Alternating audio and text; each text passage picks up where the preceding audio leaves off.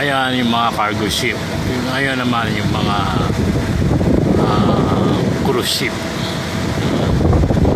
Dito tayo sa Mediterranean Sea. Mga biyahe na ayan, Luso Cruises. Ito ang sinasakan ko ngayon, 3 cities to Baleta Ferry. Tapos sa kapila yan, yan mga ka-travelers, good morning. So bumabay tayo dito sa Baleta papuntang Burmla. Ayan.